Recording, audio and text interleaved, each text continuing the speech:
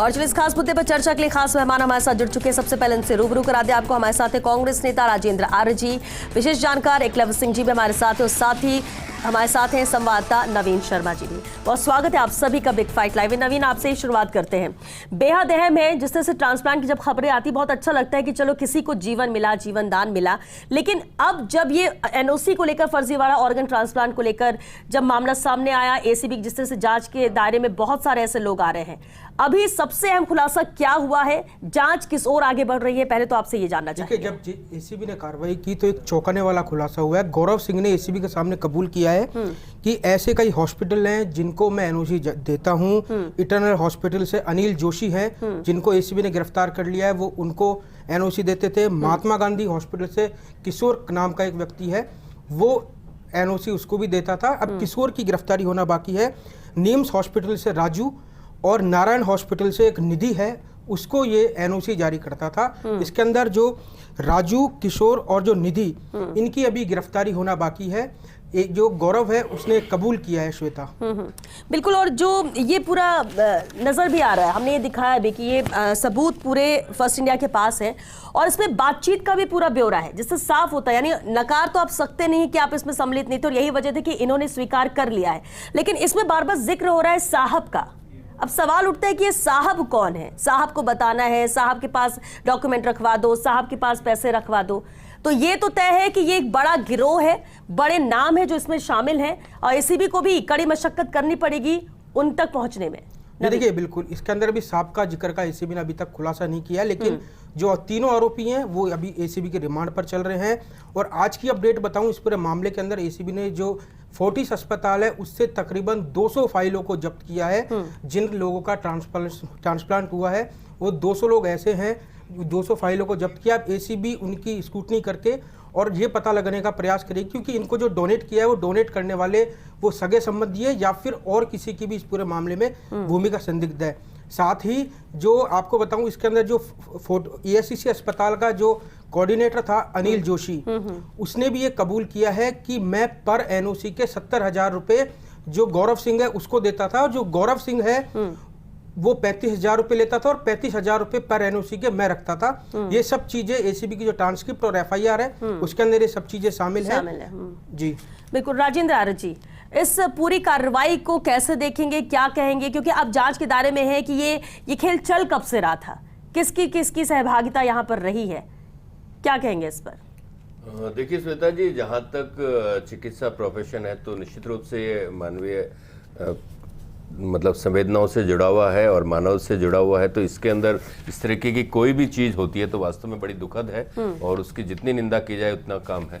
और ये वास्तव में राजस्थान की चिकित्सा व्यवस्था के ऊपर एक तरीके से प्रश्न चिन्ह या एक दाग लगा है।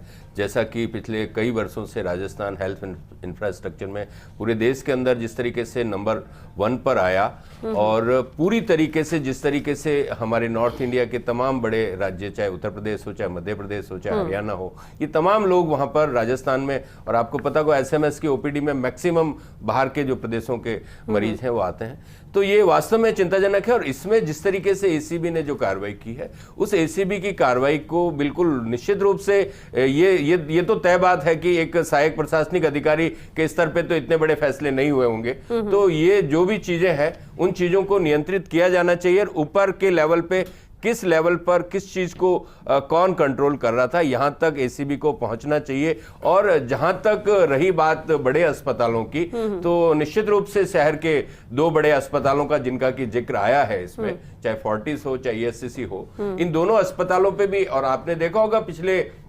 मतलब हमारा जो कार्यकाल था उस कार्यकाल के दौरान भी जिस तरीके से राइट टू हेल्थ आया था, और उसके बाद में इन बड़े अस्पतालों का जो रवैया था कि सरकार किसी न किसी रूप में इन अस्पतालों को भी स्कैनर के नीचे लाना चाहती थी, इस पूरे सिस्टम के नीचे लाना चाहती थी। और जिस तरीके से पूरा का पूरा जो मेडिकल फ्रेटर्निटी है पूरी की पूरी एक तरफ रिवॉल्ट की उसमें आ गई थी, और उसके बाद में सरकार ने उन तमाम अस्पतालों में राइट टू हेल्थ को लागू किया। और आज स्थिति है, और फिर मैं आपको बताना चाहता हूं कि चिकित्सा व्यवसाय बहुत महंगा व्यवसाय हो चुका है। और आप देखिए जहां पे हमारे सरकारी अस्पतालों पे जिस तरीके का लोड रहता है, उसके बाद में जब हम चिरंजीवी स्वास्थ्य बीमा योजना लाए तो वो लोड शिफ्ट होना चाहिए था। ठीक है, लेकिन जब सरकार सवाल बदली ये तो कि काम लोड- करने वाले अभी तो आए नहीं है, ये तो बहुत पहले से थे, एक नेटवर्क इन्होंने बना रखा मैं वही है। कह रहा हूं सवाल ना उठते कि हैं कि कब से बना रखा और क्यों तकरीबन किसी को 3 साल पता में नहीं 1000 चल पाई। NOC दे दी। 3 साल में 1000 NOC बांटी है। 3 साल में 1000 एनओसी, साफरे को समझ रहे हैं कितना। इस नेटवर्क की तह तक जाने के लिए एसीबी को पूरी सख्ती से कार्रवाई करनी पड़ेगी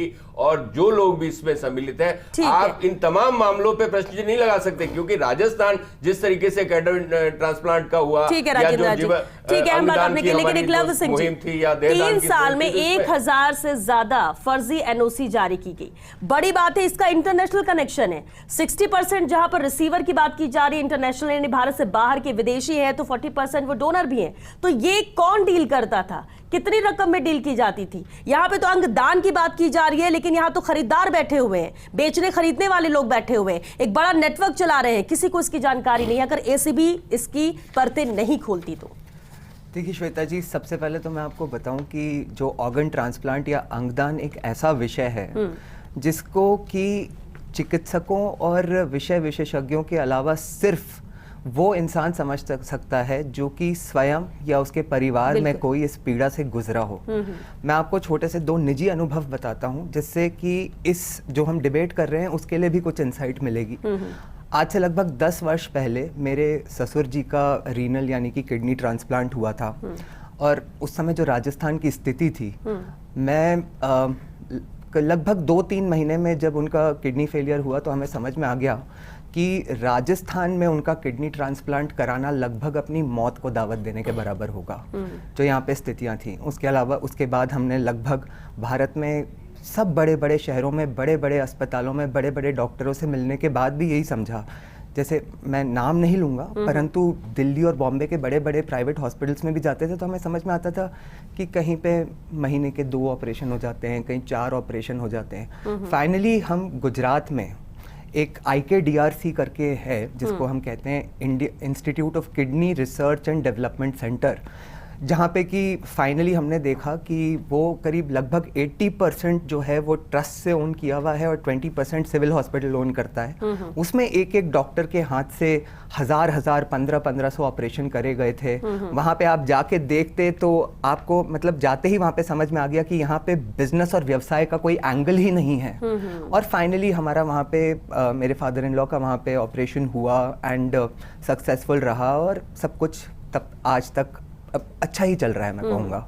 उसी तरह से मेरे एक फर्स्ट कज़न हैं, आज से कुछ ही वर्ष पहले उनका लिवर फेलियर हुआ, और यहाँ एसएमएस अस्पताल का एक टाइप हुआ जो कि इंडिया के सबसे अच्छे इंस्टीट्यूट लिवर के ट्रांसप्लांट के इंस्टीट्यूट से हुआ, जिसको हम कहते हैं ILBS, दिल्ली में जो है, जो इंडियन लिवर एंड बाइलियरी साइंसेस का इंस्टीट्यूट है, और उससे एसएमएस अस्पताल का टाइप हुआ। और वो पहले पेशेंट थे जिनका कि यहाँ पे उसके अंडर में सर्जरी करी गई, और उन पहली सर्जरी के बाद ही ILBS की टीम ने डिसाइड करा कि यहाँ जो इरेगुलरिटीज़ हैं और जो अनियमितताएं हैं वो टाइप ही बंद कर दिया गया उस मेजर सर्जरी के बाद। तो ये तो बड़ा क्लियर है कि राजस्थान में जो हो रहा है वो अप टू द स्टैंडर्ड नहीं है। और इसमें मैं ये भी कहूँगा कि अल्टीमेटली अगर ACB ने इस सेक्टर को अब देखा है और पकड़ा है तो मैं कहूँगा एक बहुत अच्छी पहल है, बहुत ही आवश्यक है, और अगर इसमें सफलता मिलती है तो ये समाज के लिए बहुत अच्छी चीज़ होगी। बिल्कुल। वरिष्ठ संवाददाता विकास शर्मा भी हमारे साथ जुड़ चुके हैं। विकास, बेहद अहम है, 8 महीने से ऑर्गन ट्रांसप्लांट के लिए जो कमेटी बनाई गई उसकी बैठक ही नहीं हुई, मीटिंग ही नहीं होती, यानी कोई देखने सुनने वाला नहीं है। किस तरह की प्रक्रिया होती है विकास? क्योंकि ACB एक तरफ जांच कर रही थी तो दूसरी तरफ SMS में क्या कुछ हो रहा था तह तक आप भी पहुंच रहे थे साथ ही साथ। देखिए श्वेता, जिस तरह से ये जो पूरा मामला सामने आया था, फर्स्ट इंडिया लगातार इस पूरे मामले में एक एक खबर आपको बता रहा है। उसमें सबसे बड़ा सवाल हमने ये उठाया था कि जो एथिकल कमेटी की बैठक थी वो पिछले 1 साल से, 1 साल भी नहीं, करीबन 2.5 से 3 साल पहले से ये मीटिंग जो है हुई नहीं है। और वो मीटिंग नहीं होने के पीछे का कारण जो है वो मैं आपको बता दूं कि एडिशनल सुपरिटेंडेंट हुआ करते थे रणधीर राव, वो जब थे तब वो कार्यालय अधीक्षक का जिम्मा उनके पास था, और उनके वक्त जो ये मीटिंग होती थी एथिकल कमेटी की, बाकायदा इसकी पूरी वीडियोग्राफी कराई जाती थी, क्योंकि ये बहुत सेंसिटिव मामला है। देखिए श्वेता, इस मामले में ऐसा नहीं है कि किसी की एनओसी जारी कर दी जाती है या फिर किसी को ऑर्गन ट्रांसप्लांट की परमिशन दे दी जाती है। ये महत्वपूर्ण बात इसलिए है क्योंकि ये जो पूरी प्रक्रिया है, ये पूरी प्रक्रिया एक एक्ट के तहत गवर्न होती है, और उस एक्ट में सबसे महत्वपूर्ण बात जो रखी गई है वो ये रखी गई कि किसी भी सूरत में किसी भी जगह पर और किसी भी मरीज के लिए अगर किसी को अंग की जरूरत है और अंग लगाया जाता है दूसरे का, तो उसमें किसी भी तरह का खरीद फरोख्त नहीं हो, और अगर खरीद फरोख्त की किसी भी जगह पर अंदेशा होता है तो उसके लिए एक एथिकल कमेटी, क्योंकि इंटरनल एथिकल कमेटी होती है जो कि डिसाइड करती है कि क्या ये जो ऑर्गन ट्रांसप्लांट के अंदर जो आवेदन आया है ये नियरेस्ट रिश्तेदार है या नहीं है, और नियरेस्ट रिश्तेदार नहीं है तो ये क्यों किडनी ट्रांसप्लांट किया जा रहा है या फिर लीवर ट्रांसप्लांट किया जा रहा है या फिर और दूसरे ऑर्गन ट्रांसप्लांट किए जा रहे हैं। उसमें जो बैंक अकाउंट है उनकी डिटेल ली जाती है, पूरी वीडियोग्राफी कराई जाती है, मैचिंग कराई जाती है। तो ये महत्वपूर्ण चीजें हैं जिनकी पूरी पड़ताल होनी चाहिए थी, लेकिन वो सब नहीं होकर के और सीधे तौर पर कमेटी की बैठक के बजाय सीधे ही फर्जी एनओसी, और इसकी शुरुआत इसलिए भी हुई है क्योंकि अस्पताल प्रबंधन ने इसको कहीं गंभीरता से नहीं लिया। जैसे ही रणधीर राव जब अस्पताल से उन्होंने वीआरएस लिया, उसके बाद जिन जिन के पास जिम्मेदारी रही उनमें से किसी ने भी इस पर गंभीरता नहीं दिखाई। हालांकि इन सभी अधिकारियों से हमारी बातचीत हुई है जो कि कार्यालय अधीक्षक का जिम्मा संभाले बैठे थे। सबका कहना यह है कि हमने फाइल पे लिखा है कि इसकी मीटिंग की जाए, लेकिन आप देखिए कि जिम्मेदार अधिकारी लिख देते हैं कागज पे, फाइल पे कि मीटिंग की जाए, उसके बाद मीटिंग नहीं होती है और बाकायदा फर्जी एनओसी अस्पतालों को जारी हो जाती है। तो इसका मतलब सीधे तौर पे यह है कि पूरा एक नेक्सस बन चुका था, और इस नेक्सस की कड़ी में कहीं न कहीं बड़े लोगों का हाथ है। और विकास, अगर कागजों में लिखा जाता है मीटिंग की जाए, मीटिंग होती नहीं है, फर्जी एनओसी बनते हैं, और जैसा कि अभी आंकड़े भी बता रहे हैं, नवीन भी बता रहे हैं कि 1000 से ज्यादा फर्जी एनओसी जारी कर दी गई। या तो देखा नहीं जा रहा, या देख के आंखें बंद की जा रही हैं, या फिर खुद भी सम्मिलित है, कहीं ना कहीं फायदा उठाया जा रहा है इनडायरेक्टली, और इसलिए लोग कुछ बोलना नहीं चाहते थे और सोचते थे इसी तरह से फर्जीवाड़ा चलता रहेगा। सवाल तो उठेंगे उन अधिकारियों, उन पर भी, उन जिम्मेदारों पर भी जिनकी जिम्मेदारी ये थी। विकास, देखिए श्वेता, इस वाले मामले में मैं आपको एक महत्वपूर्ण जानकारी, किसी का पक्ष नहीं ले रहा हूं, लेकिन मैं बहुत स्पष्ट बता रहा हूं इस चीज को कि मौजूदा प्रबंधन अस्पताल के अधीक्षक जो हैं उन तक ये मामला सबसे पहले पहुंचा था। उनके पास जैसे ही मामला सामने आया कि फर्जी एनओसी इस तरह से निजी अस्पतालों को दी जा रही है, तो वो खुद चौंक गए और उन्होंने फिर पूरी पड़ताल करी, इंटरनल कमेटी की बैठकों के बारे में जानकारी ली, और जब उस बारे में जानकारी नहीं मिली तो एसीबी को बाकायदा एक अधिकृत जानकारी दी गई कि इस तरह से अंदेशा जताया जा रहा है कि ऑर्गन ट्रांसप्लांट की जो एनओसी है उसमें बड़ा खेल सामने आया है, और कृपया इस पे एक प्रोफेशनल तरीके से जांच की जाए। और उसी के बाद में ये एसीबी जो इसमें इन्वॉल्व हुई, 15 दिन तक फोन ट्रैपिंग की गई, जो संदिग्ध लोग थे उनकी फोन ट्रैपिंग की, और उस फोन ट्रैपिंग की जो स्क्रिप्ट सामने आई है उसमें कई बड़े खुलासे सामने आए। सबसे बड़ा खुलासा उसमें यह हुआ है कि गौरव सिंह जो कि सहायक प्रशासनिक अधिकारी था, उसने स्क्रिप्ट में बोलता नजर आ रहा है कि आप तो बस पैसा दीजिए, बाकी सारी व्यवस्था मैं कर दूंगा। कई जगह बात आ रही कि डोनर जो है,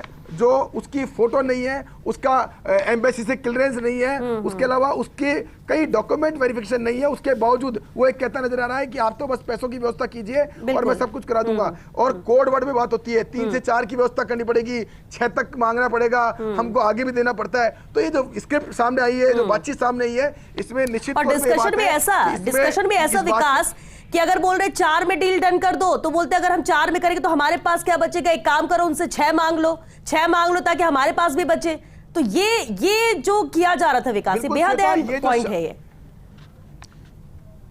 बिल्कुल श्वेता, बहुत महत्वपूर्ण बात है। उसके जो स्क्रिप्ट में कहा गया कि हमारे पास क्या बचेगा, इसका मतलब यह है कि कहीं ना कहीं ये पूरा नेक्सस था, कहीं ना कहीं लोग इसमें इन्वॉल्व थे, वो इस इन्वॉल्वमेंट का ही फायदा ही उठा कि ट्रैप के अंदर गौरव सिंह तो ट्रैप हुआ, लेकिन उसके अलावा कौन इसमें जिम्मेदार है। अगर एसीबी निष्पक्ष होकर जांच कर जी, आपके संवाददाता जो अभी बता रहे थे जिस एक्ट के बारे में, उसको हम ऑर्गन ट्रांसप्लांट एक्ट कहते हैं। और ऑर्गन ट्रांसप्लांट एक्ट के कुछ पहलू हैं जो हमें समझना बहुत ज़रूरी है, जिसकी वजह से अभी बात हो रही थी। इसमें कहीं ना कहीं बहुत बड़े लोग शामिल हैं और बड़ा पैसा शामिल है। इसका क्या कारण होता है कि हमारे भारत में ऑर्गन ट्रांसप्लांट के तहत 3 ही तरह से ट्रांसप्लांट हो सकता है। एक तो ये होता है कि आपके परिवार में, निजी परिवार में, इमीडिएट फैमिली में कोई आपको ऑर्गन देने के लिए तैयार हो जाए। दूसरा जो होता है जिसको कि हम कैडेवर ट्रांसप्लांट कहते हैं। कैडेवर ट्रांसप्लांट होता है, उसमें आप रजिस्ट्रेशन करते हैं, डेड बॉडीज आती हैं, उसमें अगर आपका किसी से मैच हो जाता है तो वो एक बहुत लंबी क्यू होती है।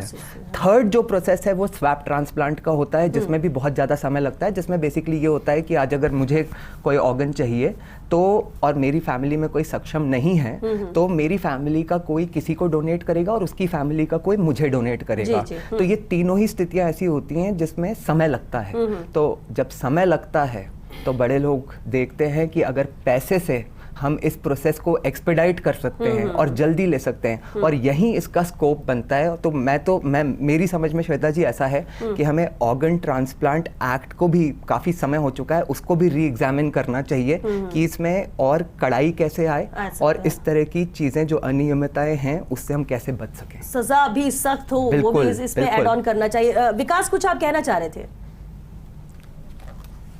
देखिए, इसमें जो तीसरा पॉइंट उन्होंने बताया कि जब ऑर्गन किसी के पास उपलब्ध होता है लेकिन उसकी मैचिंग नहीं होती है तो इंटर मैचिंग होती है।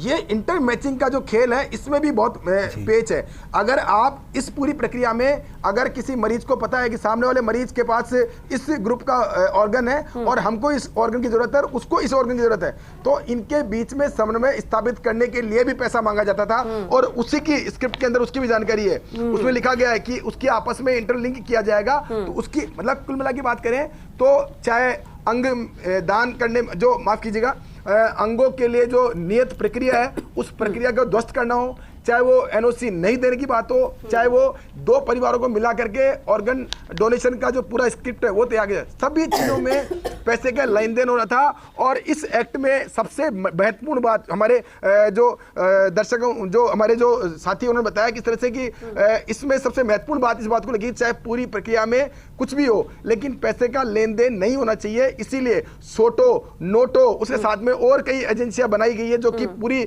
इसकी मॉनिटरिंग करती है। बिल्कुल, और लेकिन कितनी ईमानदारी से किया जाता है अब ये भी देखना होगा। नवीन, एसीबी ने तो देखिए शिकायत पहुंचती है, एसीबी जिस तरह से तह तक जा रही है ये बड़ा खुलासा हो रहा है, क्योंकि हम ये नहीं कह सकते कि छोटी छोटी मछलियों को 2-4 को गिरफ्तारी हो गई, कुछ कमेटी बना दी, वो जांच कर ले और धीरे धीरे चैप्टर क्लोज हो जाए। जरूरत यहां पर जरूर ये रहेगी कि तह तक पहुंचा जाए, उन बड़ी मछलियों को पकड़ा जाए जो ऊपर बैठे हैं, जिनके पास पैसा पहुंचता है और जो आंख बंद कर लेते हैं। नवीन, अब ये जांच कहां जाएगी? एसीबी किस दिशा में जा रही है? देखिए, अभी फिलहाल जो एसीबी की टीम है, जो अस्पताल हैं जितने भी जो एनओसी जिनको जारी की थी गौरव सिंह ने, उन अस्पतालों का रिकॉर्ड जो एसीबी की टीम है खंगालने का काम कर रही है। जो फोर्टिस अस्पताल से तकरीबन 200 फाइलें जब्त की है, जो इटर्नल अस्पताल ईएससीसी अस्पताल है उससे तकरीबन 20 से 25 फाइलों को एसीबी ने जब्त किया है। अब फाइलों के आधार पर एसीबी ये भी पता लगाने का प्रयास कीजिए ताकि इस पूरे खेल के अंदर अस्पताल प्रबंधन है वो कहां तक इसके अंदर शामिल है, बड़े लोग इसके अंदर कहां तक शामिल है। अगर एसीबी को कहीं भी ऐसा लगता है तो हो सकता है एसीबी उनकी भी गिरफ्तारी कर लेगी। अगर ये थोड़ा भी सबूत मिलता है कि किस किस की जानकारी में ये सब था, कौन डायरेक्टली